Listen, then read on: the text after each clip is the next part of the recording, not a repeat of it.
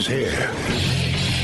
Now, broadcasting from the underground command post, deep in the bowels of a hidden bunker, somewhere under the brick and steel of a nondescript building, we've once again made contact with our leader, Mark Levin. Hello, America. Mark Levin here. Our number, 877-381-3811, 877-381-3811. I was attracted to radio even as a young kid. Not because I necessarily wanted to be on radio, not because I necessarily thought people on radio were cool, although I did in many regards. Because I saw it then, and I see it today, as the most ubiquitous outlet to get across a point of view. And in addition to that, I guess when I was 13 or 14, for reasons I can't completely explain, I became focused like a laser on America's founding. What makes America so great? And it was fortuitous that my family and I lived about an hour or 45-minute train ride from Independence Hall. I would take the train with my buddy Eric Christensen. His apartment was above a pharmacy. As a young kid, he lived with his mother. We'd take the train. It was the Reading, became the SEPTA train, down to the Market Street station in Philadelphia, not too far from City Hall. But rather than making a right turn, we'd make a left turn and walk a bit to Independence Hall. And we did this many, many weekends. And we walked through Independence Hall. We read everything we could read. The park guards, we talked to them, learned as much as we could. The first custom house, Betsy Ross's home. The burial place for Benjamin Franklin and his wife. We'd walk around that Independence Hall, which was the Pennsylvania State Assembly building. We'd look at the assembly room. We'd look at the chair. The chair where George Washington sat. We were looking at a room where the Declaration of Independence was debated, amended, and adopted. We were looking at a room where almost a decade later, the Constitution of the United States, for 5.5 hot Philadelphia summers, was debated and debated and then adopted to send to the states. We saw where the Supreme Court met. Really a little room, probably the size of a den or a family room at first. We saw what's called the upper house, the Senate, where the Senate met. The lower house, on the first level, the lower level, where the House met. That's why one's called the upper house and one's called the lower house.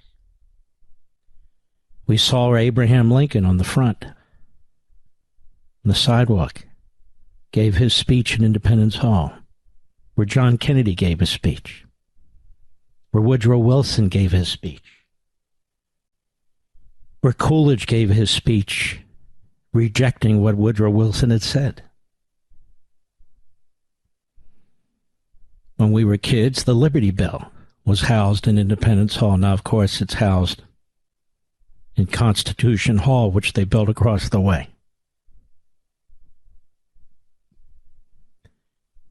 This is in my blood, as it is in your bloodstream. This had never happened in the course of humanity. And I dare say it'll never happen again. this building, this place, where our founding document and our governing documents were debated and adopted. The creation of the most successful human experiment in the history of mankind. In the history of mankind. What a fantastic America. Greater than Athens, greater than Rome, greater than anything that came before. Standing on the shoulders of Athens and Rome, and in many ways the British Parliament. The men who gathered there for the Declaration and the Constitution were very, very brave men. No matter what you've heard about them, no matter what they're saying about them. These are men who put aside their lives and their fortunes, put aside their families. Traveling was difficult, disease was widespread, to establish the freest, most just, most prosperous nation on the face of the earth. They didn't know it at the time, but what they did know is that they were creating the foundations for such a country. They are condemned by the enemies of this country today for not resolving all the conflicts right there and then. No country does that. It was an impossibility. But they created the avenues through which a more perfect nation could over time be established. But the nation had to be established in the first place. And they did a pretty damn good job of it.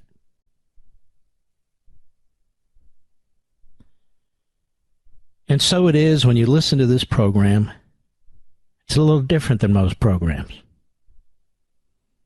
I know there's a lot going on today. I know there are a ton of issues, a ton of sound bites. But I am deeply, deeply concerned, as I've been for a long time, about the survivability of this republic from enemies, foreign and especially domestic. And what's being created in this country, the totalitarian techniques, repeating the big lies, the mob rule, all in the name of the rule of law, all in the name of the justice. The very people who are undermining this republic are claiming to defend it and protect it.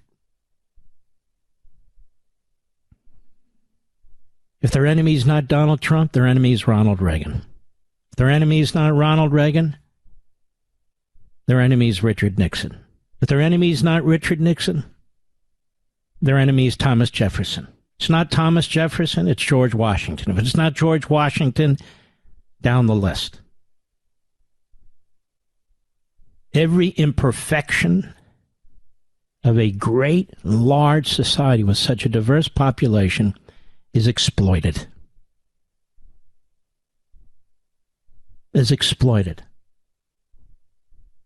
Every act of freedom is attacked. They tell us equity, not even equality. Equity is why man exists. No, equity is not why man exists. Some people are smarter than others. Some are stronger than others. Some are luckier than others. Some work harder than others. Liberty is why man exists in a civil and just society. The Marxists have tried equity. And despite murdering 100 million people, they still haven't gotten there. And they never will. the Declaration of Independence, unalienable rights. Read the Declaration again. What is it all about? The Declaration is a very short document. It is the formal consensus position of those who founded America. It's based on thousands of years of experience. Thousands of years of experience. It's based on the greatest of the ancient philosophers. It's based on the Renaissance. It's based on Reformation. It's based on Judeo-Christian values. All of that in one short document.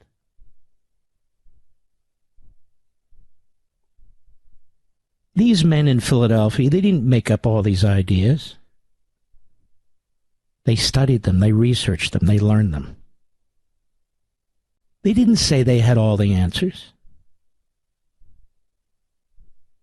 They never said they had all the answers. Which is why they wrote a constitution that leaves you, the people, with the power to ask the questions and answer them. And the power to amend the Constitution. Which is why they left so much power to the states. They knew that they did not have all the answers. What does this have to do with anything? I watched a clip of Liz Cheney on Fox Sunday. She had all the answers. She knew who should be president and who shouldn't be president. She believes that she should be president. I watch these hosts. I watch people like Jake Sherman. I watch politicians like Adam Kinzinger and Eric Swalwell. These are not humble people. They're self-righteous. They are narcissistic. That's, in many respects, their generation, but in most respects, it's them. We confuse these egoists with righteousness. They're not righteous. Adam Kinzinger wasn't a big Trump supporter, then all of a sudden the events of January 6th turned him against Trump. Adam Kinzinger hated Trump from day one. From day one. Liz Cheney wasn't a big Trump supporter, and then January 6th occurred, and then she decided she was going to save the country and the Republican Party from its citizens and from its members. No. She hated Trump for a long time. People who are trying to settle scores are self-aggrandizing to promote themselves. Those are not righteous people. Those are not constitutionalists. We know the media are utterly and completely ideological, aligned with the Democrat Party, and fully corrupt. They've demonstrated this to us, which is why they are despised more than any other institution in America, because they deserve to be. They've done enormous damage to this country, to the society, to the politics, and to our constitutional order. When we come back, I want to put some meat on this bone. I'll be right back. Mark Levin.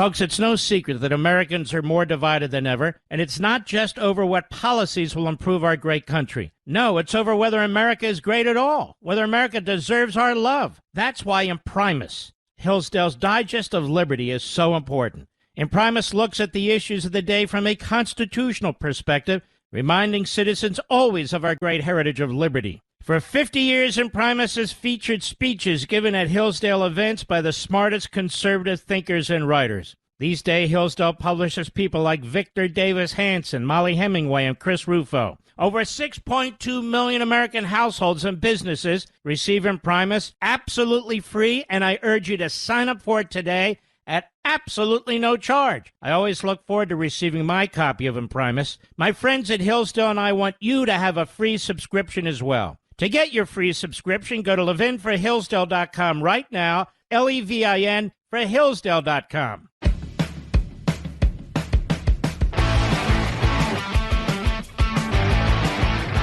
What I'm going to do when we come back, as there's only a minute or so left in this segment, is I want to play you a clip of Adam Kinzinger, of Eric Swalwell, who was on CNN, both of whom were on CNN. And I want to play you a clip of somebody named Jake Sherman on MSNBC today.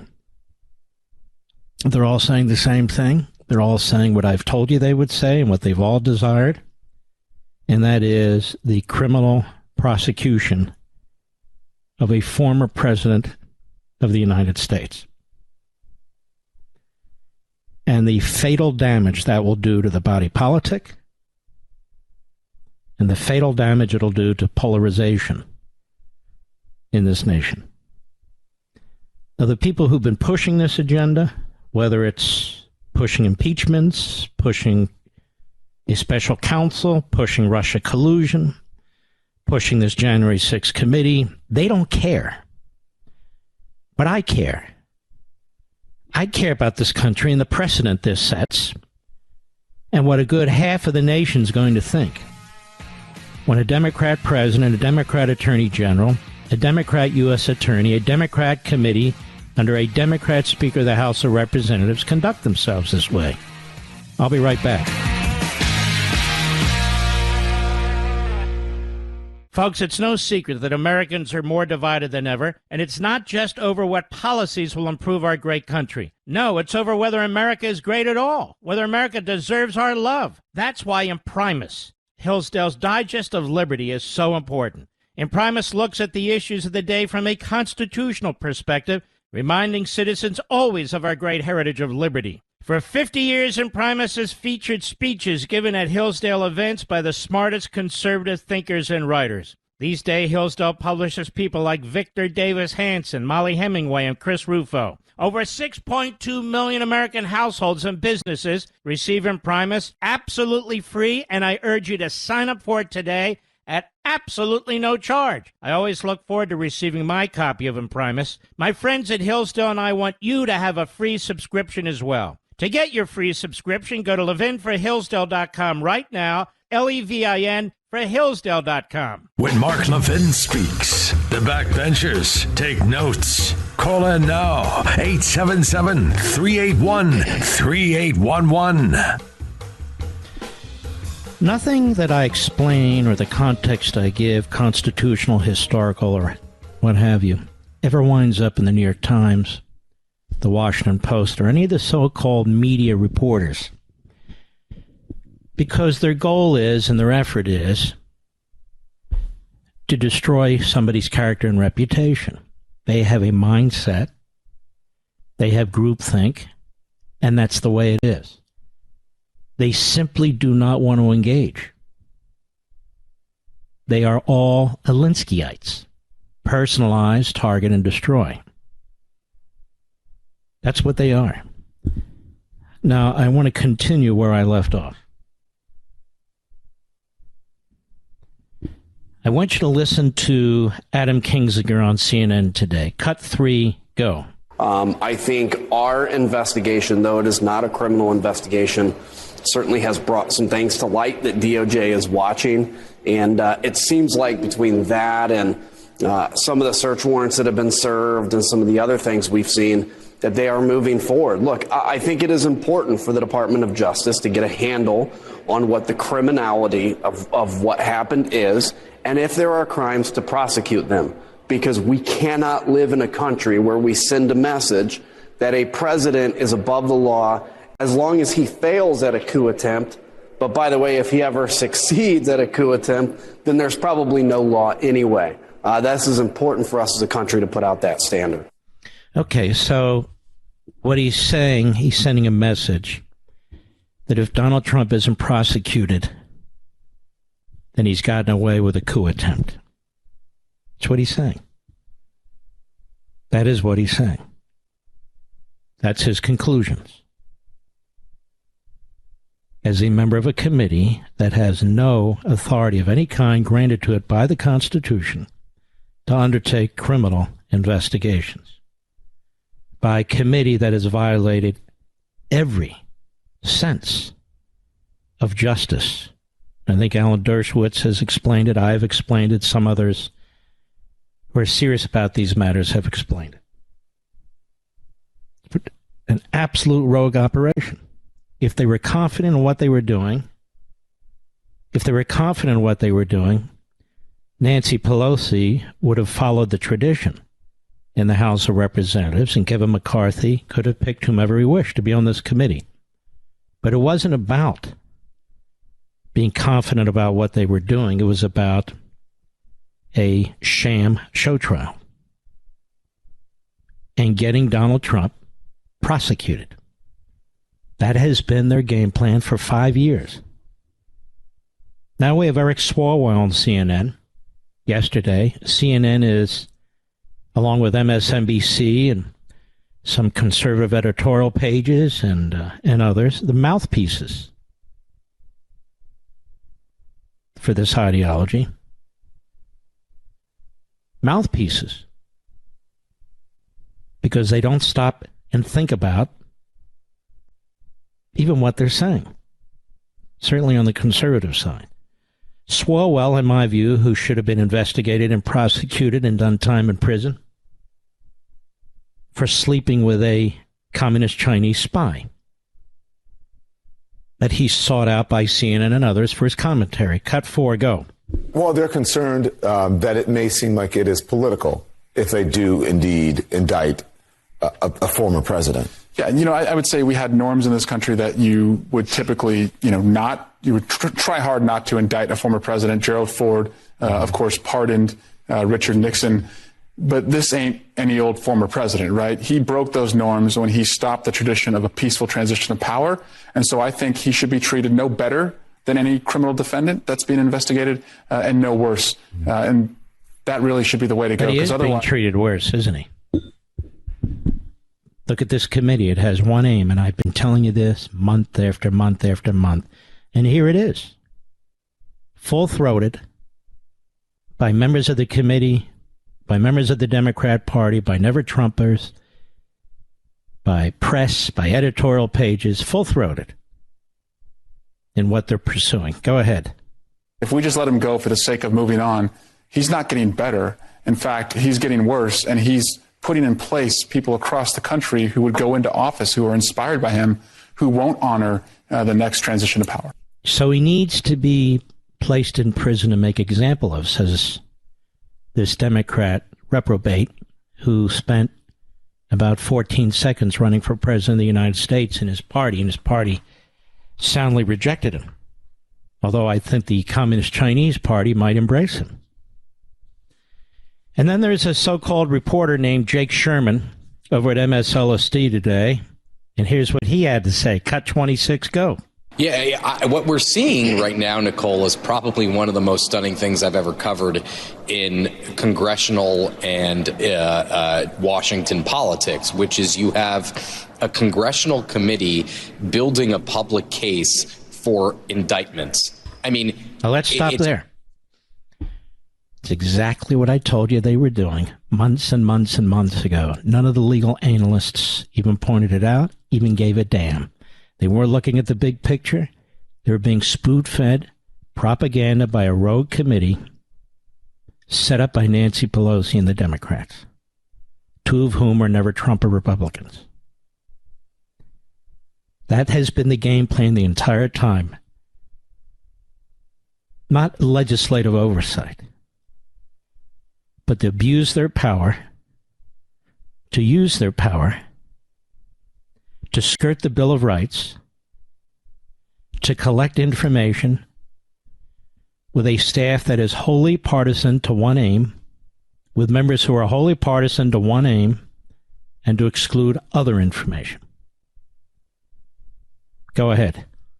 Justice is following in the breadcrumbs, as Jackie laid out, and she's so right, of this just wide-ranging and broad investigation in which there's just a public case being made so forcefully in front of millions of people almost every week this summer of purported illegality by the former administration.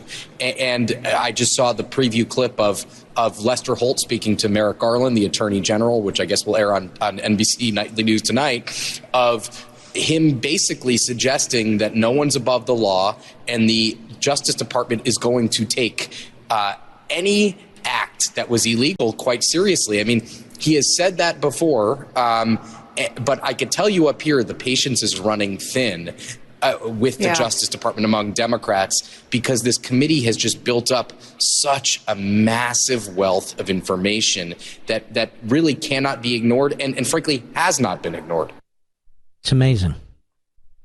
The Democrats are frustrated that the Department of Justice has not indicted Donald Trump yet, with the overwhelming evidence of criminality. What criminal statute are they talking about?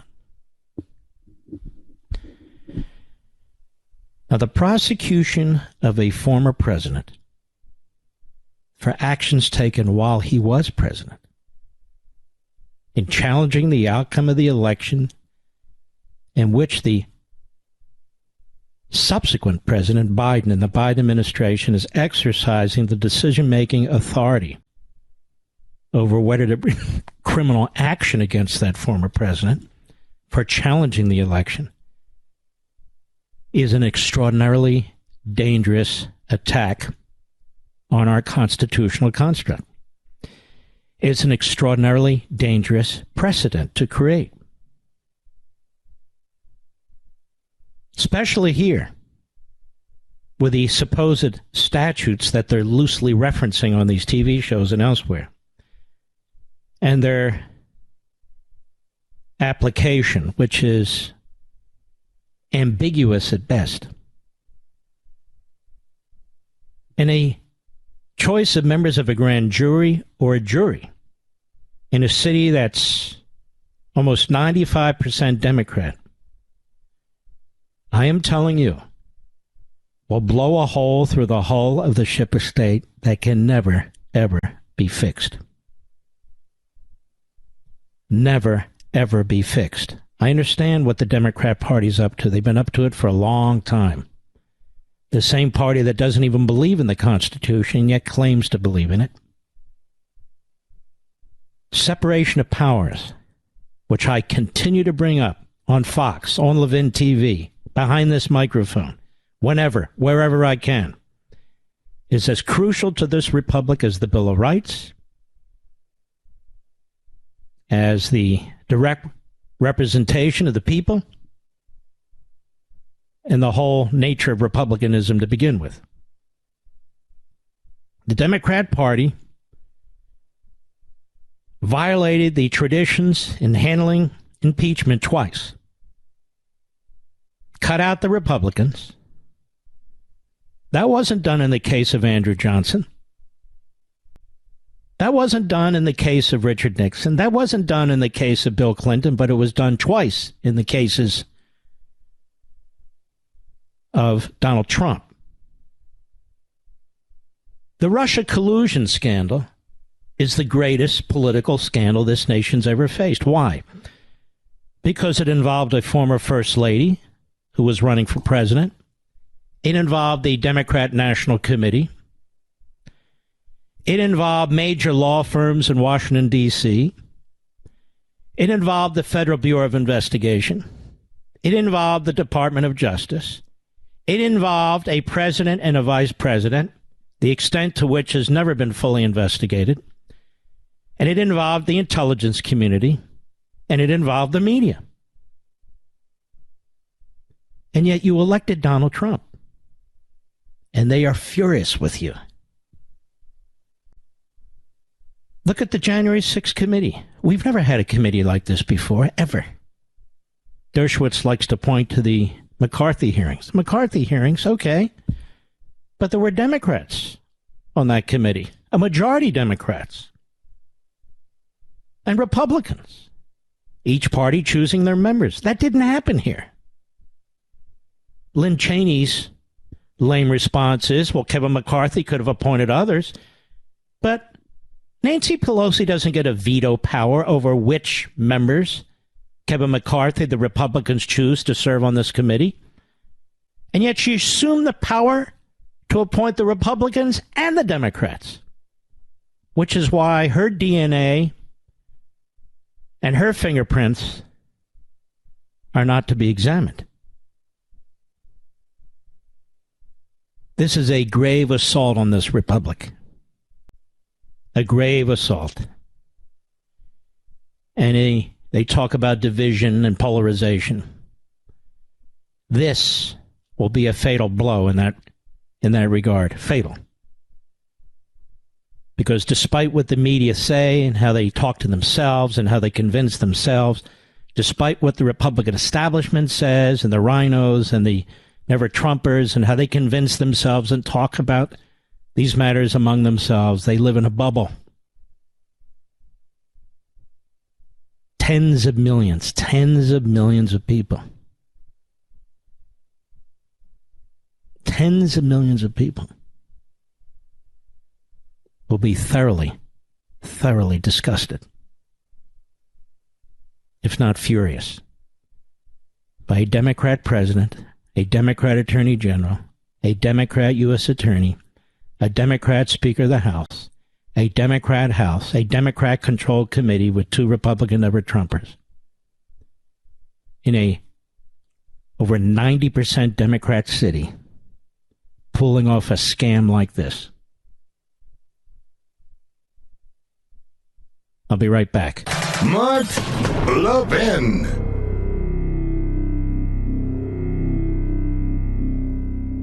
Folks, it's no secret that Americans are more divided than ever, and it's not just over what policies will improve our great country. No, it's over whether America is great at all, whether America deserves our love. That's why Imprimis, Hillsdale's Digest of Liberty, is so important. Imprimis looks at the issues of the day from a constitutional perspective, reminding citizens always of our great heritage of liberty. For 50 years, Imprimis has featured speeches given at Hillsdale events by the smartest conservative thinkers and writers. These days, Hillsdale publishes people like Victor Davis Hanson, Molly Hemingway, and Chris Rufo. Over 6.2 million American households and businesses receive Imprimis absolutely free, and I urge you to sign up for it today at absolutely no charge. I always look forward to receiving my copy of Imprimis. My friends at Hillsdale and I want you to have a free subscription as well. To get your free subscription, go to levinforhillsdale.com right now, Levin for Hillsdale.com.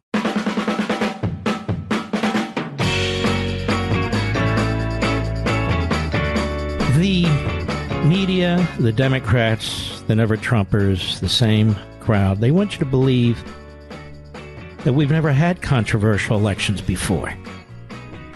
They want you to believe that presidential candidates have never tried to influence the outcome of an election. They want you to believe that it is illegal, criminally illegal, for a president to try and influence a state legislature, to send different delegates to Washington, D.C., or even a second list of delegates. None of it's illegal. None of it's criminal. Show me the statute.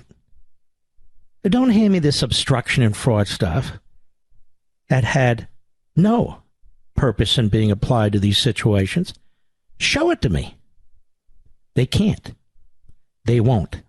Any more than they can't and won't show you one sentence or half a sentence anywhere in any text, in any email, in any document, by any witness that can attest to Donald Trump leading a violent insurrection. There's nothing.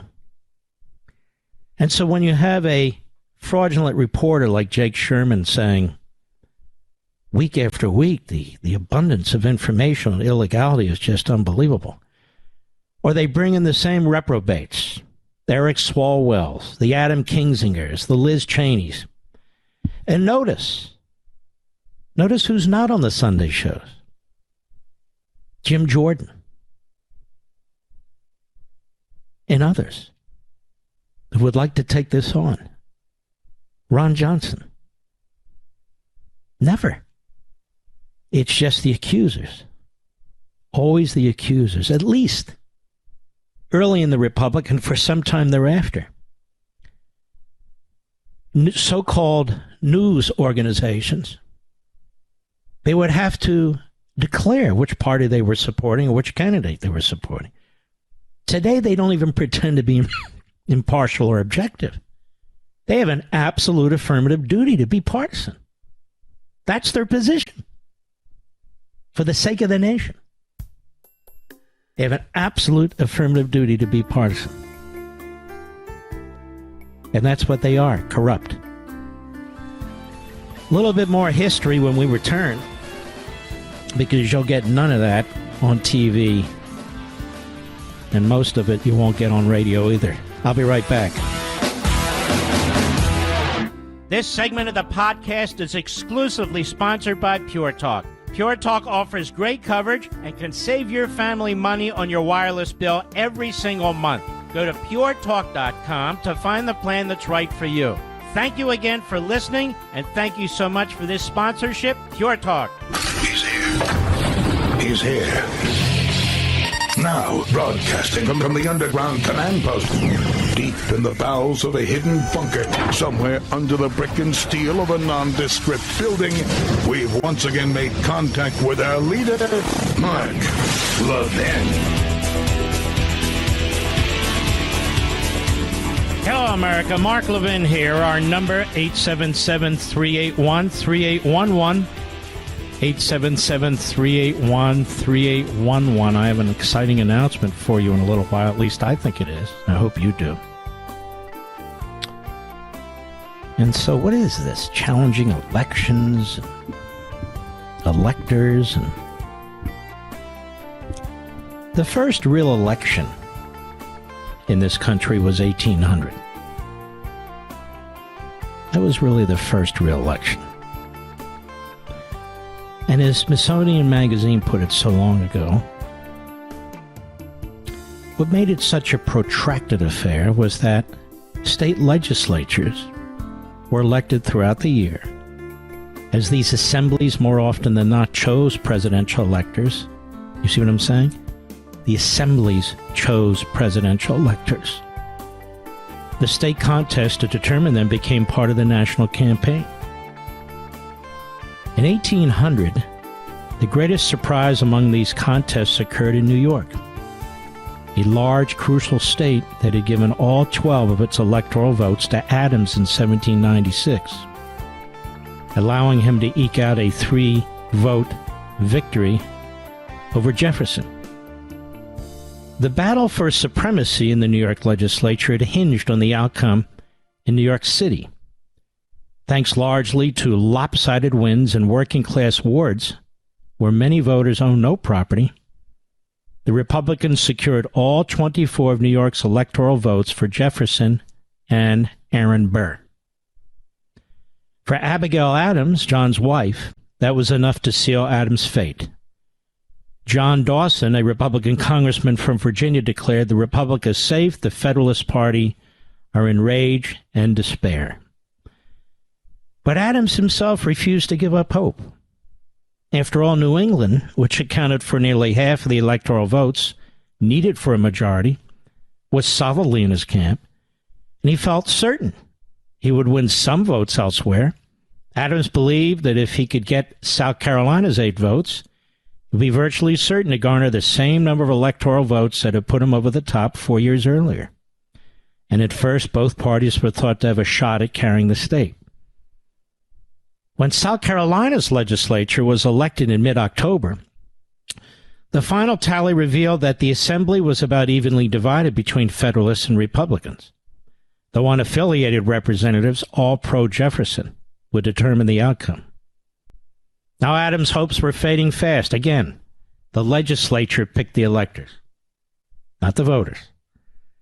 Upon hearing the news that Jefferson was assured of South Carolina's 8 votes, Abigail Adams remarked to her son Thomas that the consequence to us personally is that we retire from public life.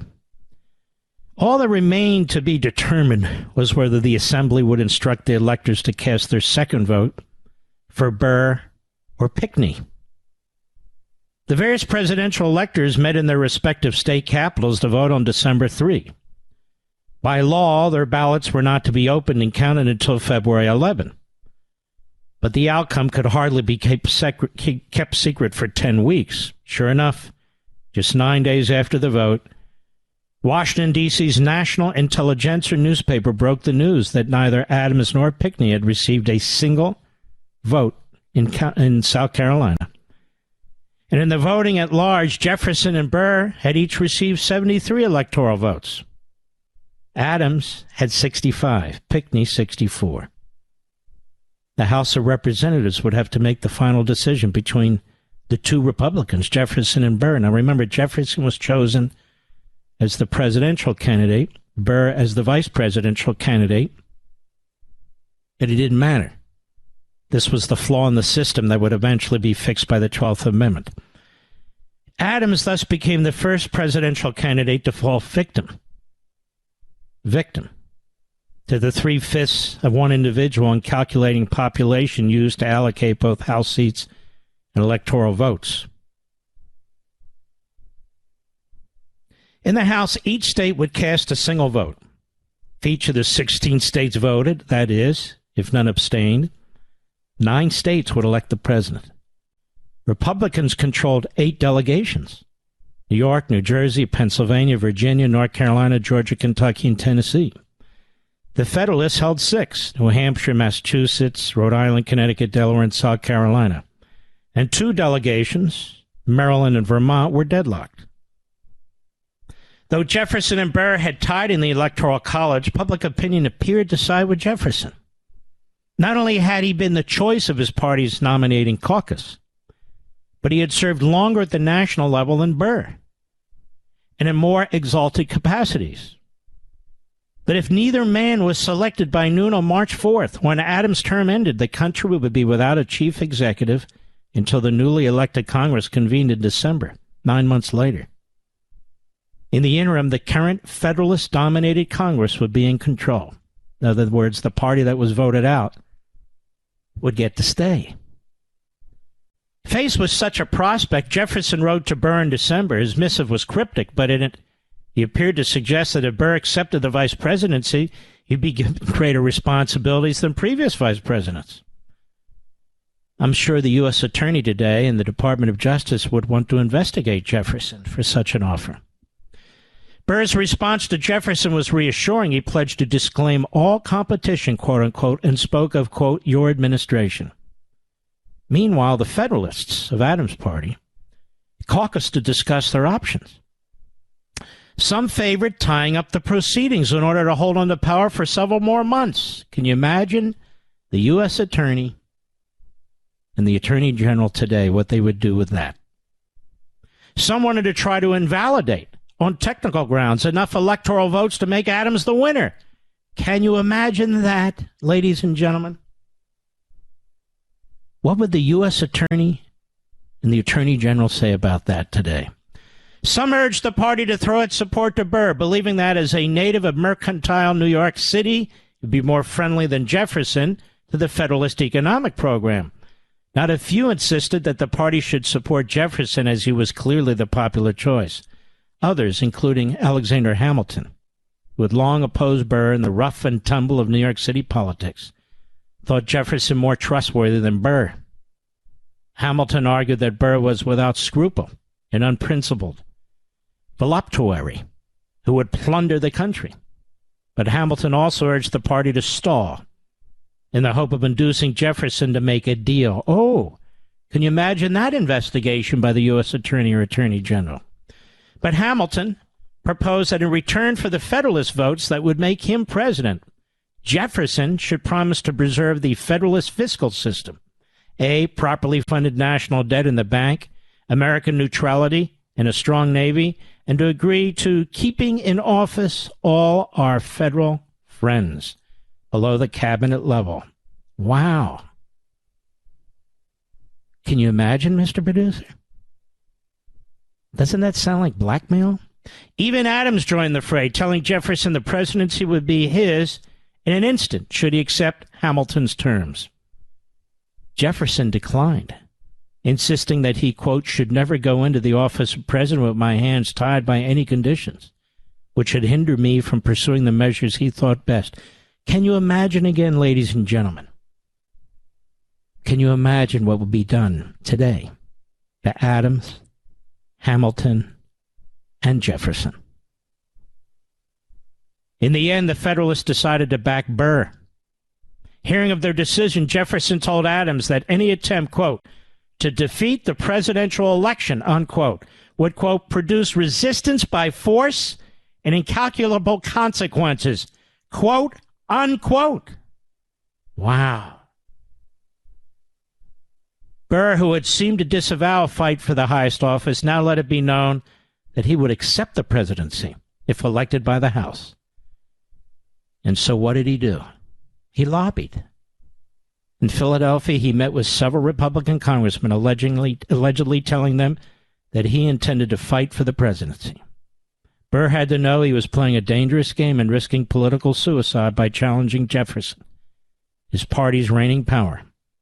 The safest course would have been to acquiesce to the vice presidency. He was a young man, and given Jefferson's penchant for retiring to Monticello, he had done so in 76, 81, and 93, it's a good chance Burr would be his party's standard bearer as early as 1804 in the next election. But Burr also knew there was no guarantee he would live to see future elections. His mother and father had died at ages 27 and 42, respectively. Burr was not the only intrigue. Given the high stakes, every conceivable pressure was applied to change votes. Change votes? Every conceivable pressure? Those in the deadlocked delegations recorded daily, but no one was lobbied more aggressively than James Bayard, Delaware's lone congressman, who held in his hands the sole determination of how his state would vote. 32 years old in 1800, he had practiced law in Wilmington before winning election to the House as a Federalist 4 years earlier. He despised Virginia's Republican planters, including Jefferson, whom he saw as hypocrites who owned hundreds of slaves and lived like feudal barons as they played the role of high priests of liberty. He announced he was supporting Burr. The city of Washington awoke to a crippling snowstorm on Wednesday, February 11, the day the House was to begin voting. Nevertheless, only one of the 105 House members did not make it to Congress, and his absence would not change his delegation's tally. Voting began the moment the House was gavelled into session. When the roll call was complete, Jefferson carried 8 states, Burr 6, and 2 deadlocked. Jefferson still needed one more vote for a majority of the states. Second vote was held with a similar tally, then a third. When at 3 a.m., the exhausted congressman finally called it a day, 19 roll calls had taken place, all with the same inconclusive result. By Saturday evening, 3 days later, the House had cast 33 ballots. The deadlock seemed unbreakable. For weeks, warnings had circulated of drastic consequences if Republicans were denied the presidency. Now that danger seemed palpable. A shaken President Adams was certain that two sides had come to the precipice of disaster and that civil war was expected. There was talk that Virginia would secede if Jefferson was not elected. Some Republicans declared they would convene another constitutional convention to restructure the federal government so that it reflected the democratic spirit of America. It was rumored that a mob had stormed the arsenal in Philadelphia and was preparing to march on Washington to drive the defeated Federalists from power. Jefferson said he could not restrain those of his supporters who threatened a dissolution of the Union. Wow, dereliction of duty. He told Adams that many Republicans were prepared to use force to prevent the Federalist legislative usurpation of the executive branch. I think you understand why I'm reading this to you. In all likelihood, it was these threats that ultimately broke the deadlock. The shift occurred sometime after Saturday's final ballot. It was Delaware's Bayard who blinked. That night, he sought out a Republican close to Jefferson, almost certainly John Nichols, a member of Virginia's House delegation. Were Delaware to abstain, Bayard pointed out, only 15 states would ballot. With 8 states already in his column, Jefferson would have a majority in the elusive victory at last. But in return, Bayard asked, would Jefferson accept the terms that the Federalists had earlier proffered? Nicholas responded, according to Bayard's later recollections, that these conditions were very reasonable and that he could vouch for Jefferson's acceptance. The Federalists caucused behind doors on Sunday afternoon, February 15. When Bayard's decision to abstain was announced, it touched off a firestorm. Cries of traitor, traitor rang down on him. He himself later wrote that the clamor was prodigious, the reproaches vehement, and many old colleagues were furious with him. 2 matters in particular roiled his colleagues. Some were angry that he had broken ranks before it was known what kind of deal, if any, Burr might have made willing to cut. Others were upset that nothing had been heard from Jefferson himself. And during a second Federalist caucus that afternoon, Bayard agreed to take no action until Burr's answer was known. In addition, the caucus directed Bayard to seek absolute assurances that Jefferson would actually go along with the deal. Early the next morning, February 16, Monday, according to Bayard's later testimony, Jefferson made it known through a third party that the terms demanded by the Federalists corresponded with his views and intentions, that we might confide in him accordingly. The bargain was struck, at least to Bayard's satisfaction. Unless Burr offered even better terms, Jefferson would be the 3rd president of the United States. At some point that Monday afternoon, Burr's letters arrived. What exactly he said or did, he did not say in them. They likely were destroyed soon after they reached Washington, and their contents remain a mystery. Disappointed as Federalist proponents, Bayard, in a letter written that Monday, told a friend that Burr has acted a miserable, paltry part. The election was in his power, but Burr, at least according to Bayard's interpretation, and for reasons that remain unknown to history, had refused to reach an accommodation with his Federalists. That same Monday, a dejected Theodore Sedgwick, Speaker of the House and passionate Jefferson hater, notified friends at home the gig is up. The gig is up. The following day, February 7, the House gathered at noon and cast its 36th and, as it turned out, final vote. Bayard was true to his word. Delaware abstained, ending 7 days of contention in a long electoral battle. Not too smooth, was it, Mr. Producer? You see all the back and forth? See all the lobbying? See the pressuring to get electors to switch their votes? Did you notice that, Mr. Producer? Did you notice the action was with the state legislatures, not judges in the states, not governors in the states? Did you notice that, America? By lobbying state legislatures, by encouraging electors, Donald Trump didn't break any criminal law. It's steeped in our history. We are surrounded by constitutional illiterates and ignoramuses.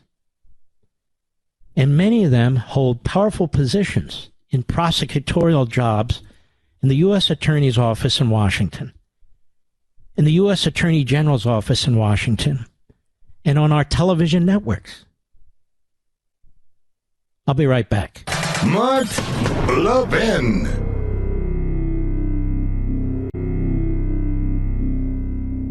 Verizon, AT&T, and T-Mobile are charging you a premium fee every month for data you don't use. Stop paying for things you don't use. Instead of paying $89 a month to your current provider, pay just $20 to Pure Talk for what you actually need. I made the switch, and I'll be honest, I was nervous at first, thinking, well, is the coverage really going to be that good? Am I going to drop calls, slow internet? I can tell you firsthand, the 5G service is that good. Switching to Pure Talk was that easy. So listen, don't sit on the fence any longer. You're being ripped off by greedy wireless companies.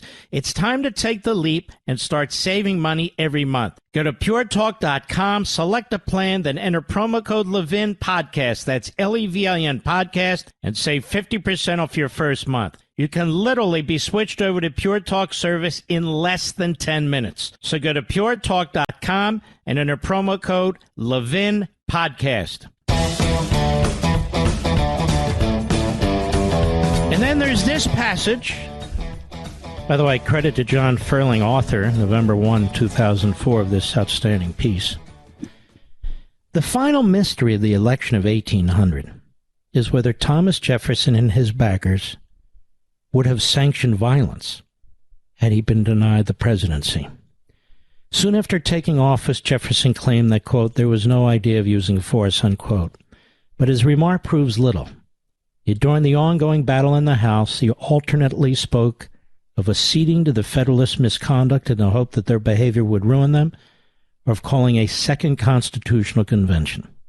He probably would have chosen one or both of those courses before risking bloodshed in the end of the Union. You understand, Jefferson mentioned the use of force by the Republicans against the Federalists and against the existing government several times. Donald Trump has mentioned it not once. Never, ever. Period. I'll be right back. Verizon, AT&T, and T-Mobile are charging you a premium fee every month for data you don't use. Stop paying for things you don't use. Instead of paying $89 a month to your current provider, pay just $20 to Pure Talk for what you actually need. I made the switch, and I'll be honest, I was nervous at first, thinking, well, is the coverage really going to be that good? Am I going to drop calls, slow internet? I can tell you firsthand, the 5G service is that good. Switching to Pure Talk was that easy. So listen, don't sit on the fence any longer. You're being ripped off by greedy wireless companies. It's time to take the leap and start saving money every month. Go to puretalk.com, select a plan, then enter promo code Levin Podcast. That's Levin Podcast, and save 50% off your first month. You can literally be switched over to Pure Talk service in less than 10 minutes. So go to puretalk.com and enter promo code Levin Podcast. Mark Levin, America's think tank. And you can call him at 877-381-3811. The same people trying to destroy the independence of the Supreme Court and pack it with ideologues of their ilk claim to be worried about the public's perception of elections. The same people who call the Supreme Court right-wing, illegitimate, that justices lied, that have threatened justices on the Senate floor, are concerned you might find the election illegitimate. But now, unfortunately, everything I've been saying has come true. This is why I spend an enormous amount of time on it on this program. This is the Washington Compost, a story breaking right now by Carol Leonnig, Devlin Barrett, Josh Dawsey, and Spencer Shue. That's 4 reporters. Justice Department investigating Trump's actions in January 6 criminal probe. People familiar with the probe said investigators are examining the former president's conversations and have seized phone records of top aides. The Justice Department is investigating President Donald Trump's actions as part of its criminal probe of efforts to overturn the 2020 election results, according to 4 people familiar with the matter. To overturn the results, you see. Prosecutors are questioning witnesses before a grand jury, so this thing is now moved from Congress and politics and the Constitution into criminalization. Exactly what I told you they were doing.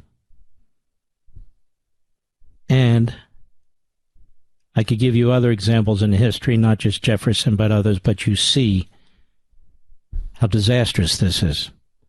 Prosecutors who are questioning witnesses before a grand jury, including 2 top aides to Vice President Mike Pence, I assume one of them is Mark Short, have asked in recent days about conversations with Trump, his lawyers, and others in his inner circle who sought to substitute Trump allies for certified electors from some states.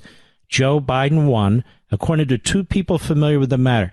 So now we have prosecutors and investigators at the federal level criminally investigating things that Trump said to advisors, including his lawyers, about challenging the results of the election. Now, how dangerous is that? Of course, both spoke on condition of anonymity to discuss an ongoing investigation, which, of course, is a crime, and the irony is not lost on anybody. The prosecutors have asked hours of detailed questions about meetings Trump led in December 2020 and January 2021. His pressure campaign on Pence to overturn the election, and what instructions Trump gave his lawyers and advisors about fake electors and sending electors back to the states, the people said. These are crimes. They're trying to put together a case, ladies and gentlemen, because these people really are constitutional illiterates. It doesn't matter. The media don't care. None of them care about obstructing an official, count, about trying to overturn the election, in effect, in a coup. This is what they're doing. In addition, Justice Department investigators in April received phone records of key officials and aides in the Trump administration, including his former chief of staff, Mark Meadows. According to two people familiar with the matter, that effort is another indicator of how expansive the January 6th probe had become, well before the high-profile televised House hearings in June and July on the subject. BS. This committee in the House has been working for months and months and months, well before April. And I just wish the Washington Post could report an honest story. It's incapable of it. The Washington Post and other news organizations have previously written that the Justice Department is examining the conduct of Eastman, Giuliani, and others in Trump's orbit. But the degree of prosecutors' interest in Trump's actions has not been previously reported, nor has the review of senior Trump aides' phone records. A Trump spokesman did not immediately respond to a request for comment. A Justice Department spokesman and a lawyer from Meadows both declined comment. Well, why would the Justice Department speak? They're leaking. They're not going to speak on the record.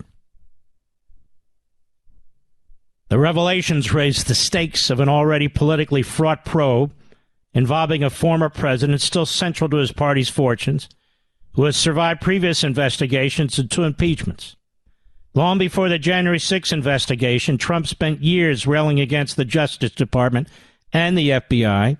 The investigation moving closer to him will probably intensify the antagonism. Oh, you think? You think? Got a story here about whistleblowers coming forward about how the Department of Justice focuses on Republicans and conservatives and not Democrats and liberals. Federal criminal investigations are by design opaque, and probes involving political figures among the most closely held secrets of the Department of Justice. Apparently not. Many end without criminal charges. The lack of observable investigative activity involving Trump and his White House for more than a year after the January 6th attack has fueled criticism, particularly from the left, that the Justice Department is not pursuing the case aggressively enough. Yeah, because the Democrat Party is pushing this from within justice, within the U.S. attorneys, and outside. I'm trying to understand how and why Trump partisans and lawyers sought to change the outcome of the election. One person familiar with the probe said, investigators also want to understand at a minimum what Trump told his lawyers and senior officials to do. Any investigation surrounding the effort to undo the results of the election must navigate complex issues of First Amendment protected political activity and when or whether a person's speech could become part of an alleged conspiracy in support of a coup. And I would ask these four reporters to look at American history and controversial elections. Many elements of the sprawling January 6th criminal investigation have remained under wraps, but in recent weeks the public pace of the work has increased with a fresh round of subpoenas, search warrants, and interviews Pence's former chief of staff, Mark Short, and lawyer Greg Jacob appeared before the grand jury in downtown Washington in recent days, according to the people familiar with the investigation. And by the way, Short is a Trump hater. Justice Department efforts are separate from the inquiry underway by the House committee. Oh, really? Which has sought to portray Trump as responsible for inciting the Capitol riot, for being derelict in his duty, for refusing to stop it. Both Short and Jacob have testified before the committee, telling lawmakers that Pence resisted Trump's attempts to enlist him in the cause. So what? So what? He resisted the efforts. He did what he thought he should do, and that was that. Unlike the Justice Department, the House panel does not have the power to launch criminal investigations or charge anyone with wrongdoing. Really? Well, they have launched criminal-like investigations. The Justice Department probe began amid the smoke, blood, and chaos at the Capitol and has led to criminal charges against more than 840 individuals, expanding to include an examination of events that occurred elsewhere in the days and weeks before the attack, including at the White House and state capitals and at a D.C. hotel. There are two principal tracks, boy, they know a lot, presumably, of the investigation that could ultimately lead to additional scrutiny of Trump. Two people familiar with the situation said, also speaking on the condition of anonymity to discuss an ongoing investigation. All right, this is coming out of the Attorney General's office and the U.S. Attorney's office.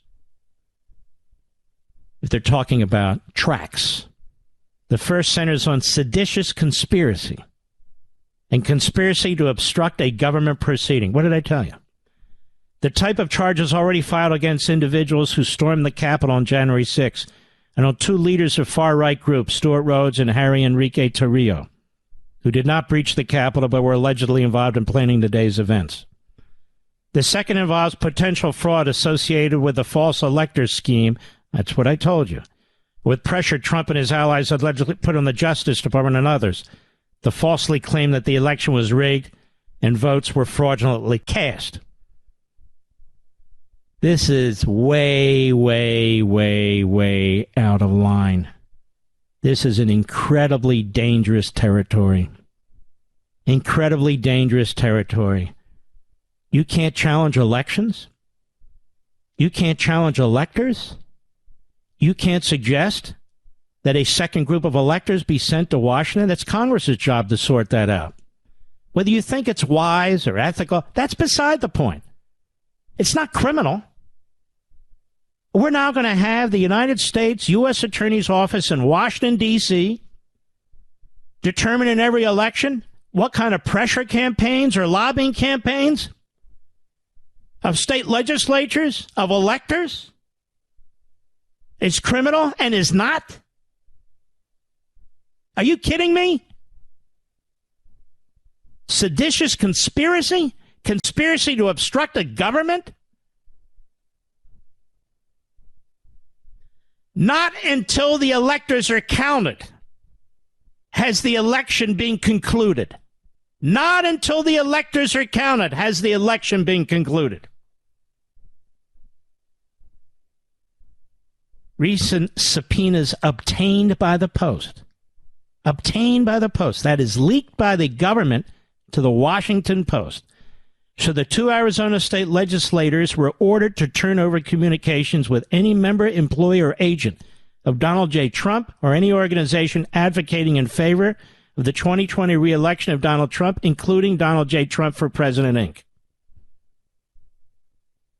So what concerns me about this, ladies and gentlemen, is the utter and complete misapplication of criminal law to political events protected by the Constitution.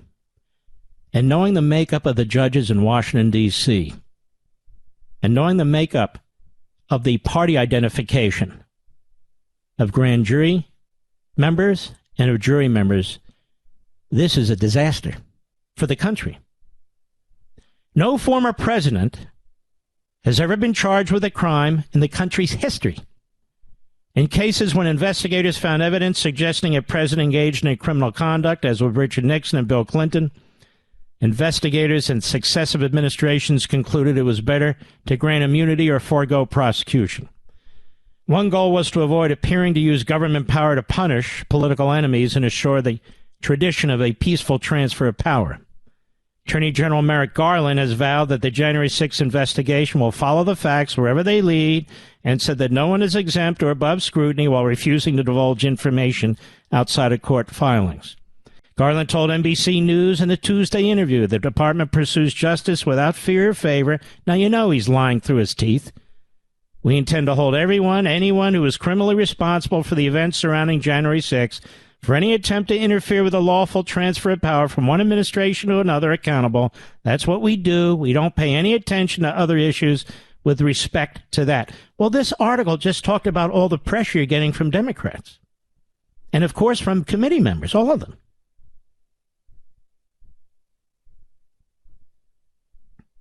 Now, there you have it. Unbelievable. Unbelievable what they're going to do to this country. I'm telling you now. Unbelievable what they're going to do to this country. And it'll be a permanent damage that they're going to do. Permanent damage. Candidates won't know the extent to which they can lobby electors or state legislatures. State legislatures won't know the extent to which they can communicate with a presidential candidate. Prosecutors are taking all that activity, which is supposed to be vigorous, yes, sometimes controversial, sometimes heated, because they are doing what? Doing the work of the Democrat Party and the media. It's corrupt through and through. Neither of the statutes that this Washington Post article talks about is applicable. But you can see if the reporting is accurate, and I don't doubt it, by the way. You can see the manner in which the Department of Justice is pursuing this, like it's some street crime. And I actually want to say this. This is going to shock you folks. This was a relatively balanced news article by the Washington Post. Don't you think, Rich? It wasn't as awful as they typically are. But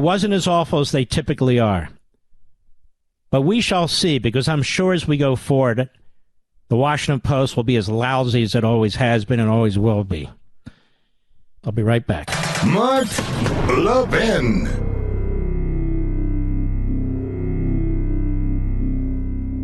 Verizon, AT&T, and T-Mobile are charging you a premium fee every month for data you don't use. Stop paying for things you don't use. Instead of paying $89 a month to your current provider, pay just $20 to Pure Talk for what you actually need. I made the switch, and I'll be honest, I was nervous at first, thinking, well, is the coverage really going to be that good? Am I going to drop calls, slow internet? I can tell you firsthand, the 5G service is that good. Switching to Pure Talk was that easy. So listen, don't sit on the fence any longer. You're being ripped off by greedy wireless companies. It's time to take the leap and start saving money every month. Go to puretalk.com, select a plan, then enter promo code Levin Podcast. That's Levin Podcast, and save 50% off your first month. You can literally be switched over to Pure Talk service in less than 10 minutes. So go to puretalk.com and enter promo code Levin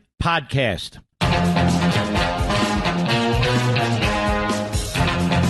I've not forgotten. I'll have to wait till next hour to tell you what I think is a very cool thing. But that story broke and I needed to confront it. And I have this piece in front of me. From Just the News, and a string of whistleblowers within the FBI allege the Bureau and the Department of Justice have selectively observed federal guidelines, launching investigations into conservative-aligned figures without a sufficient basis to do so. And when you have Chuck Grassley himself highlighting this, it's a big deal, because he's a straight shooter. Grassley, he's been around a long time. So we're going to want to talk about that next hour, among other things. But this cuts to the core of what's going on. We have an utterly corrupt Department of Justice and U.S. Attorney's Office, as far as I'm concerned. I'll be right back. Ladies and gentlemen, I want to ask you a question. Did you know withdrawing your cash from the bank can be very risky? That's right. Banks are now required to spy on us for the government, and they report any behavior they think is suspicious. It's true, and I was shocked when I read The Secret War on Cash from Swiss America. The new war against cash is really a war against the Constitution, against all freedom-loving Americans. So you need to read The War on Cash. Get your free copy by calling 800-630-1492, 800-630-1492, or visit SwissAmerica.com. Now, this war on cash is growing daily and also includes all forms of digital money. Please get and read The Secret War on Cash free to my listeners by calling now, 800-630-1492, 800-630-1492, or visit SwissAmerica.com. If you're a dog parent like me, you've likely seen your dog deal with excess itchiness, a dry coat, a sensitive stomach, or stiff joints. These problems are all extremely common, and surprisingly, many of these issues are linked to the ingredients in kibble. After helping so many dogs with these problems, renowned veterinarian Dr. Marty created Nature's Blend, a freeze-dried raw food made with premium meat and zero artificial preservatives, fillers, or meat meals. Once you switch your dog to Nature's Blend, the difference can be astounding. How do I know? Our dog, coincidentally enough, named Marty. Marty loves his Nature's Blend premium raw dog food. I love that Nature's Blend is freeze-dried and pantry safe. Marty's an old boy. He's 15 years old. He's a wonderful dog. He misses his buddy Barney like we all do. So we try to make sure he's always happy with his food. So for a limited time, save 50% off your first order. Receive a free pack of Dr. Marty's Pet Premium Dog Treats. Just go to drmartypets.com/Levin or text Levin to 511-511. Let me do that again. Go to drmartypets.com/Levin or text Levin to 511-511. They offer a 100% 90-day return of your purchase price if you're not satisfied. Or more importantly, if your dog's not satisfied. Text LEVIN to 511-511 or again, go to drmartypets.com/Levin. Message and data rates may apply. You may receive up to one additional text. Text STOP to opt out. He's here. He's here. Now, broadcasting from the underground command post, deep in the bowels of a hidden bunker, somewhere under the brick and steel of a nondescript building, we've once again made contact with our leader, Mark Levin. Hello, America. Mark Levin here. Our number, 877-381-3811, 877-381-3811. For the first time in over 20 years, you won't hear this hour on radio. What am I talking about? Well, you'll be able to listen to my first ever podcast-only special. My first ever podcast-only special. And I want you to listen to my first exclusive podcast-only hour right here. Where? Subscribe to the Mark Levin Show podcast to listen to my first ever podcast hour. It will be launched at 5 a.m. tomorrow, Eastern Time. Those of you who have already subscribed to the Mark Levin Show podcast, you'll be able to hear it. And it'll launch at 5 a.m. tomorrow, Eastern Time, but you'll be able to hear it throughout, right, Mr. Producer? Now, those of you who have not subscribed to the podcast, you can subscribe to the Mark Levin Show podcast on your phone's podcast app, or go to marklevinshow.com, click Audio Rewind to subscribe to your favorite podcast platform, Apple, Google, Stitcher, Spotify, TuneIn, or Amazon. If you're already subscribed, again, you don't need to do anything to get the special podcast hour. It'll automatically show up on your podcast platform.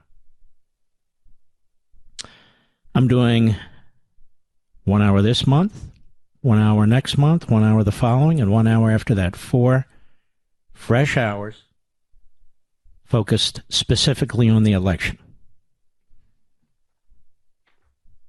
Now, our general podcast, as you know, is available too And what we do is we replay the radio show in a more truncated form for those of you who cannot listen when the program is on in your communities. But we encourage you to listen on the radio, on satellite, on our apps, and we encourage you to use the podcast if that's the best way for you.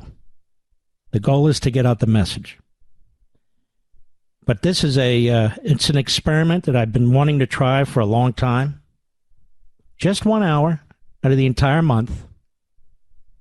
So you can check us out on the Mark Levin Show podcast. I hope you will. Just the news. Corrupted to their very core. Whistleblowers say DOJ, FBI show political bias in investigations. A string of whistleblowers. Now, you know, the media used to love whistleblowers. They wouldn't use their names. They protected them. They were the source of impeachment. They're the source of... Here we have whistleblowers telling you that the FBI and the Department of Justice are politically corrupt. And the Washington Post doesn't run it. The New York Times doesn't run it. CBS, NBC, ABC, they don't care. What's that guy's last name? Jeremy, what's his name again, Mr. Producer? Jeremy Peters. He doesn't care. Philly Bump doesn't care. Sarah Rump doesn't care. None of them. A string of whistleblowers within the FBI allege that the Bureau and the Department of Justice have selectively observed federal guidelines, launching investigations into conservative-aligned figures without a sufficient basis to do so. In a Monday press release from the Senate Judiciary Committee ranking member Chuck Grassley, the Iowa Republican highlighted whistleblower accusations that, quote, Washington Field Office Assistant Special Agent in Charge Timothy Thibault, Thibault, disregarded agency guidelines requiring substantial factual predication to trigger investigations. Grassley's office noted that Thibault played a pivotal role in opening an investigation into the Trump campaign, using information from a, quote, left-aligned organization, unquote, and that he whitewashed the source's biases to coax approval for an investigation from FBI Director Christopher Wray and Attorney General Merrick Garland.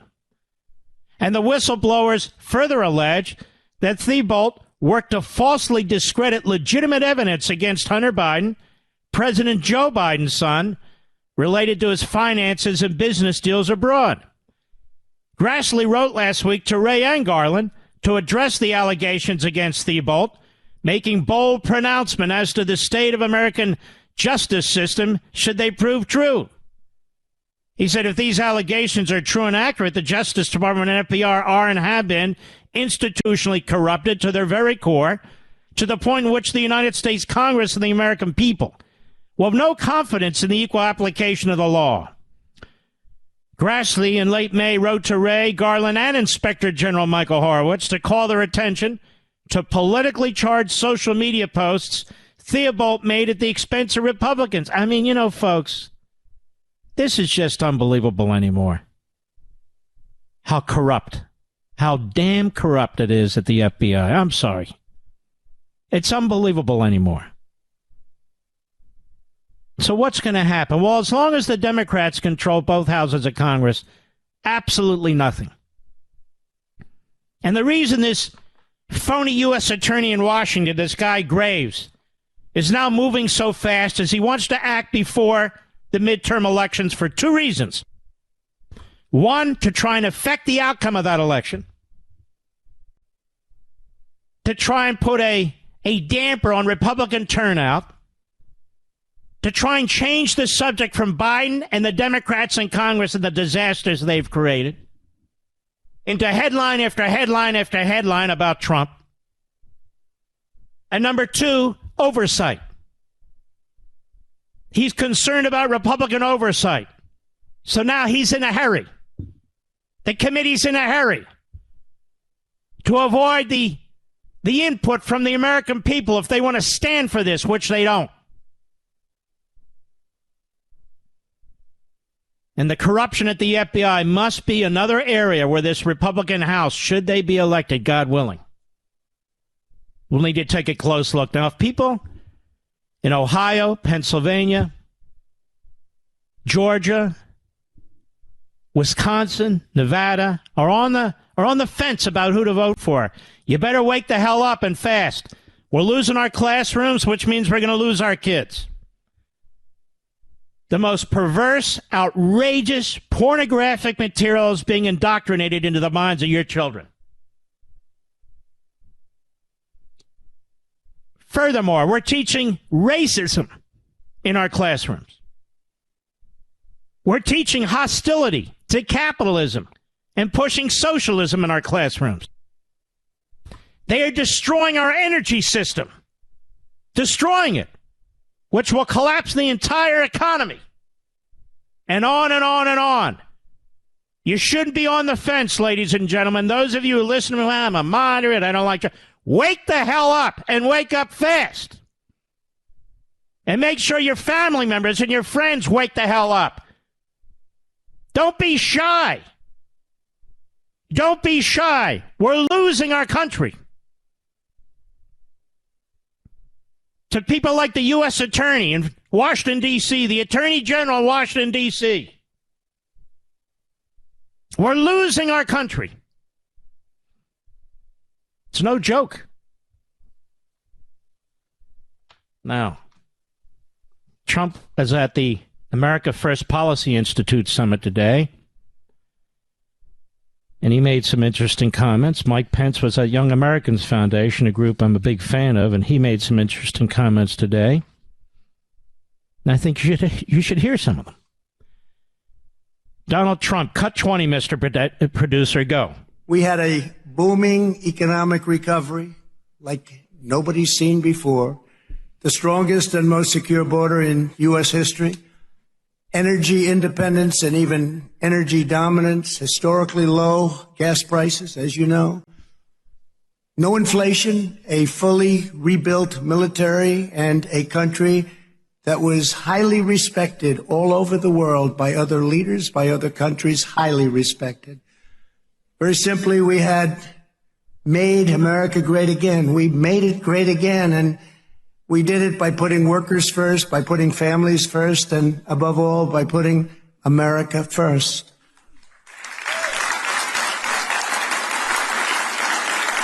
But now our country has been brought to its knees, literally brought to its knees, and who would have thought this could happen? Inflation is the highest in 49 years, 9.1%, and a lot of people think it's much higher than that. Gas prices have reached the highest in the history of our country. We have become a beggar nation, groveling to other countries for energy. Cut 21, go.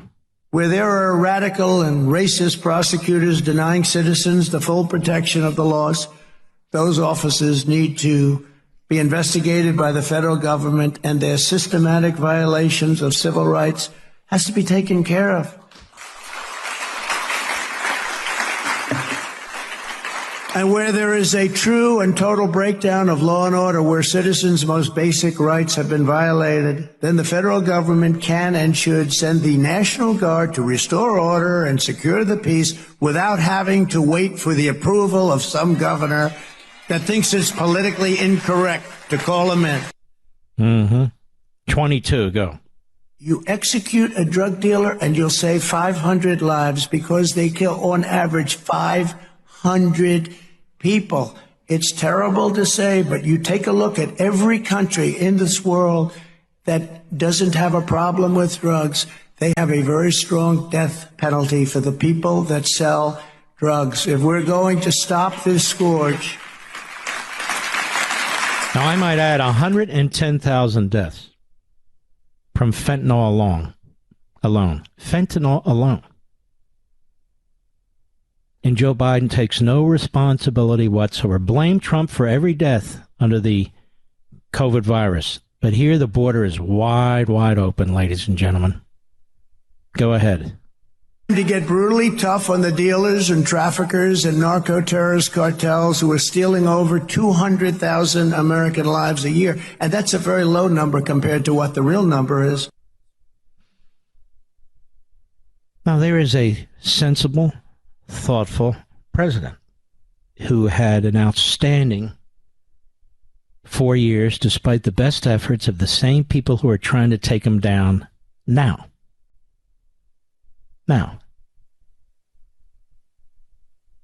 Mike Pence at Young Americans Foundation today. Cut 23, go. And I'll always be grateful for the opportunity to serve as vice president. So I don't know that our movement is that divided. I don't know that the president and I differ on issues, but we may differ on focus. I truly do believe that elections are about the future, and that it's absolutely essential at a time when so many Americans are hurting, so many families are struggling, that we don't give way to the temptation to look back. But I think the time has come for us to offer a bold, positive agenda to bring America back. And I'll continue to carry that message all across this nation. There's really nothing wrong with that statement. President Trump, even though the media are trying to create a problem, the President Trump speaks a lot and has spoken about a lot 2020. And that's perfectly fine. Perfectly fine. He doesn't want it to happen again. I get it. Mike Pence wants to talk about what he would do as president of the United States. What he would do as president of the United States. I get it. It's okay. Everybody relax. It's okay. Cut 24, go. We begin our freedom agenda with a focus on American culture. Now, why is that? Well, the late Andrew Breitbart often said politics is downstream from culture. If we allow the radical left to continue dumping toxic waste into the headwaters of our culture, our politics will get more poisonous than ever. You know, the American people are proud of our culture. They believe it's worth protecting for future generations. As Americans, we believe in those timeless ideals of life and liberty and the pursuit of happiness. So where we begin with the freedom agenda is a very simple commitment to secure the sanctity of life at the center of American law once again.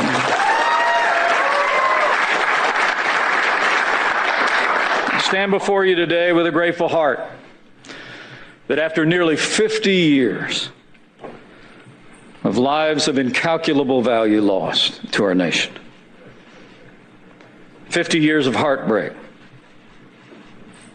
50 years of praying and fasting and working and volunteering and caring. Last month, at long last, with the support of 3 Supreme Court justices appointed during the Trump-Pence administration, we sent Roe versus Wade to the ash heap of history where it belongs. Now, you'll notice that Pence is not in any respect running away from his service under Donald Trump. Not in any way. Calls it the Trump-Pence administration. So that's a good thing. It's okay. I'll be right back. Mark Levin.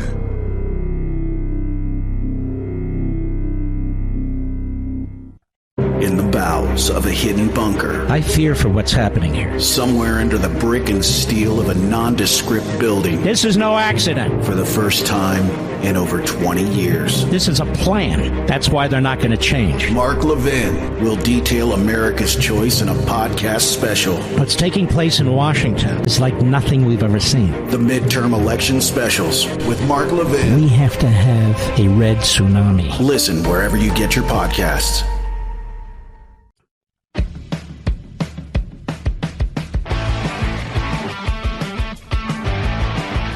You know, for the last few days, there have been media reports going back and forth that Nancy Pelosi has a trip planned to Taiwan.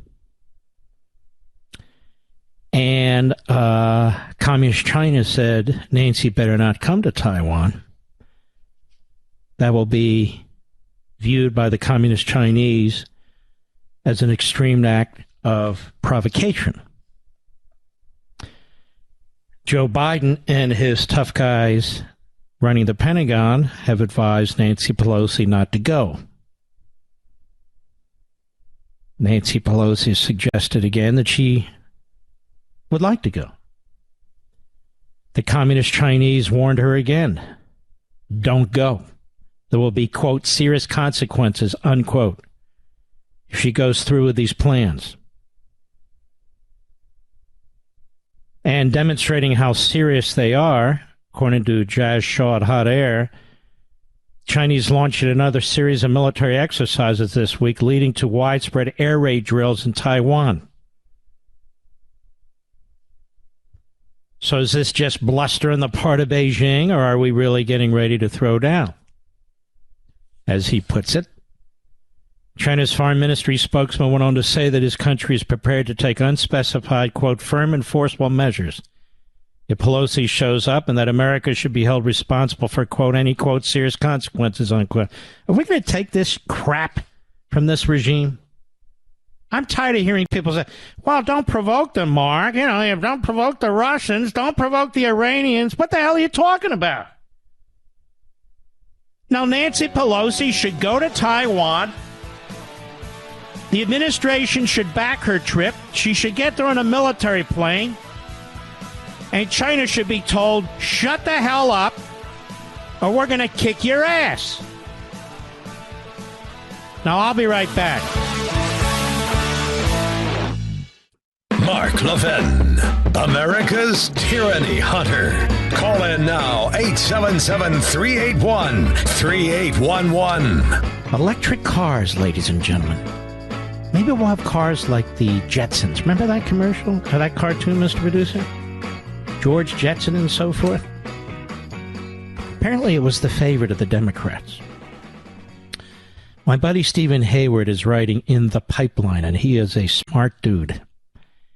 Electric cars are having a big moment right now with the supercilious wonder boy of the Biden administration, Pete Buttigieg, proclaiming last week that we could escape the pain at the gas pump if more people could access electric cars, EVs. Very telling that he chose to say access rather than afford electric cars, but because without the $7,500 tax credit, very few middle-class people can afford to buy an electric car, and very few middle-class people do. The lion's share of so-called clean energy subsidies are captured by high-income households. But press beyond the typical economic illiteracy of the leftists like Buttigieg, who think having the government pay billions in subsidies makes something cheaper. And note that electrons aren't printed out of thin air by the Federal Reserve like our fast-depreciating currency. Or he writes fast-depreciating currency. With electricity rates rising fastest in those places that have overemphasized so-called renewable energies such as California or Germany, it's not clear that consumers will save much by driving a more expensive electric car and paying higher utility rates. And that's if you can still fill it up with electrons whenever you want to. During recent power crunches, which are threatening to become endemic in the U.S. under the current policies of the Biden apparatchiks, grid operators have asked EV, that's electric vehicle owners, not to charge their vehicles in the evening when power demand is highest, and the time of day when most working people will want to charge their cars. Right now, electric vehicles make up about 1% of America's car fleet. So if they pose challenges for the electric grid already at 1%, what will the challenges look like if the electric vehicle fleet reaches, say, 50% of the auto fleet as Biden proposes?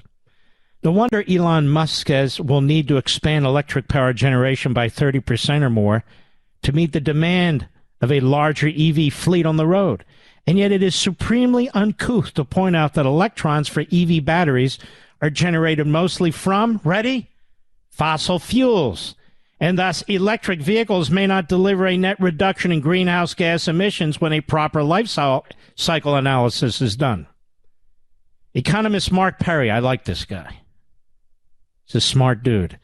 Economist Mark Perry notes that nearly two-thirds of current U.S. electricity is generated by coal and natural gas.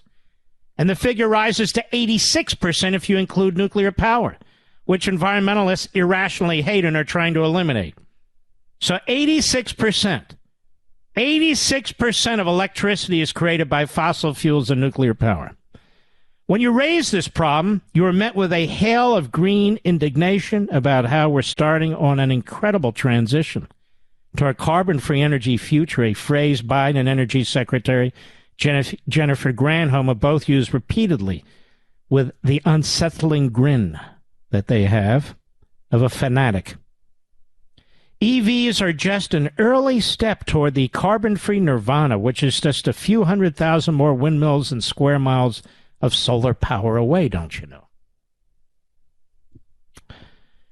A recent little notice report from Volvo punctures this green myth, even though the very green Volvoians try very hard to obscure this conclusion.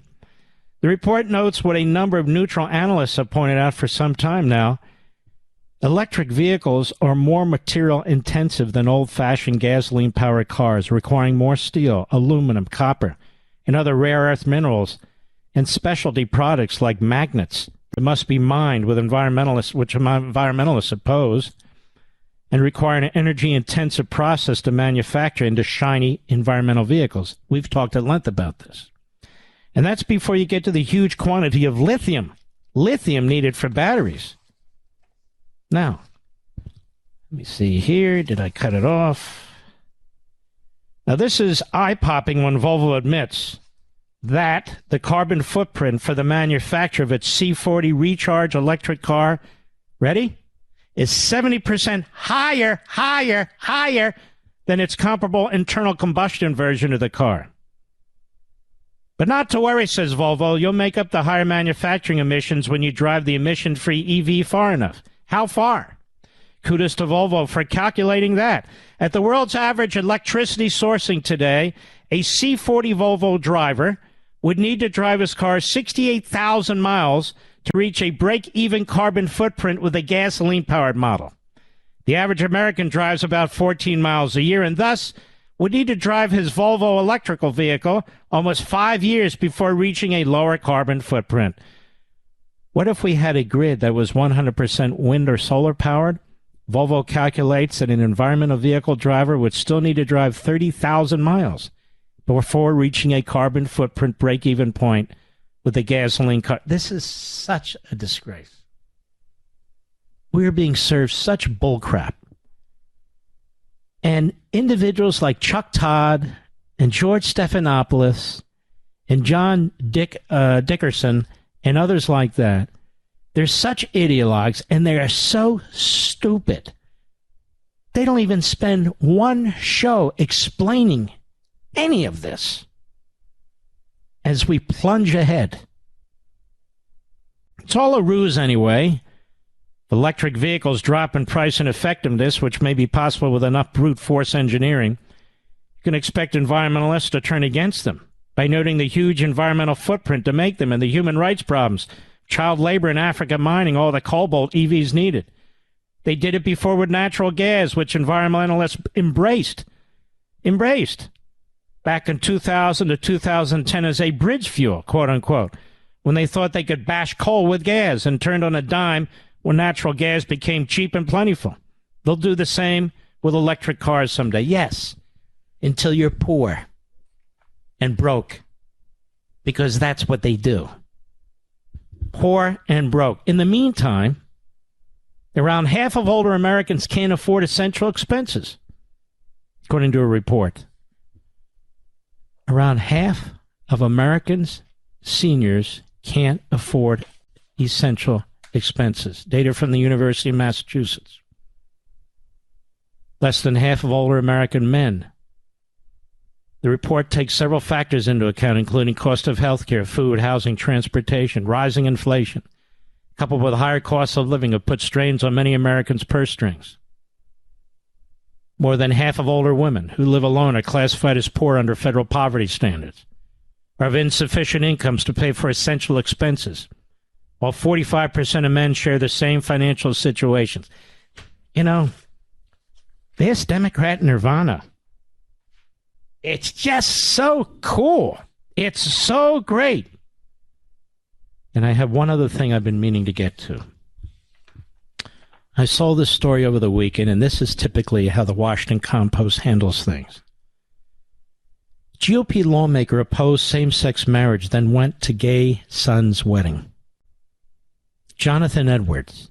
Representative Glenn Thompson, Republican, Pennsylvania, last week voted against federal legislation that would require states to recognize same-sex marriages. 3 days later, the congressman attended his son's same-sex wedding.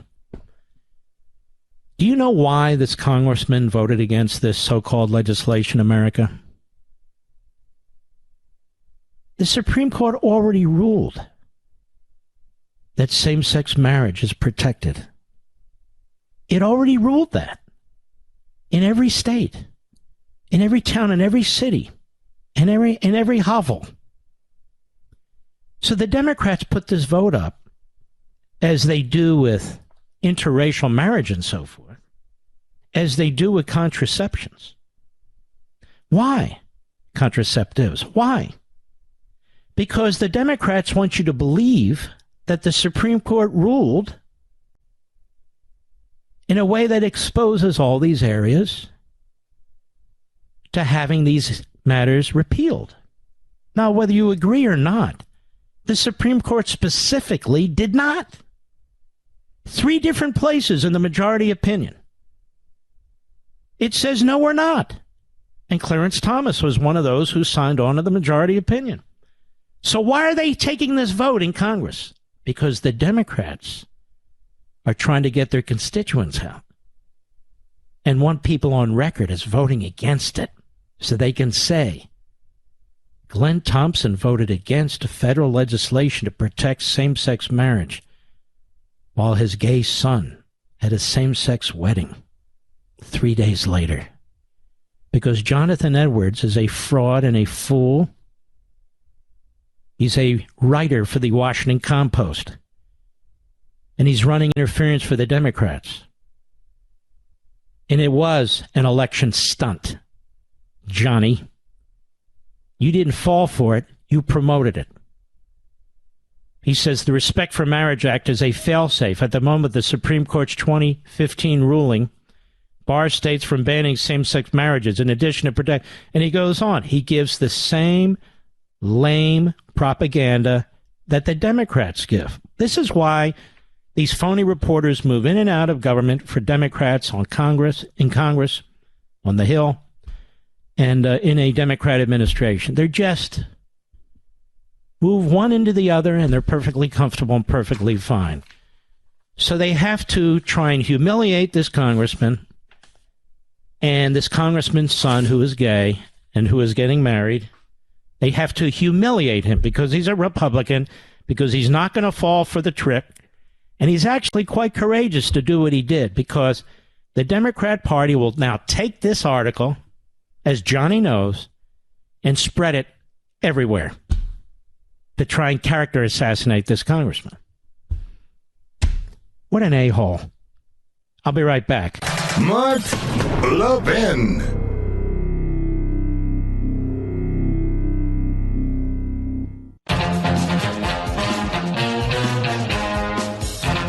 Do you want to see Joe Biden run for a second term?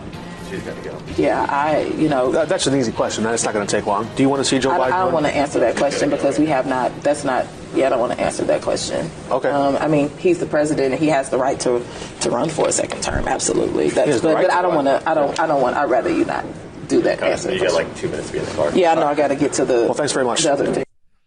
That is one of the stooges, Cory Bush, a Marxist of Missouri. And you have to run. We have 2 minutes. That's at her own headquarters, by the way.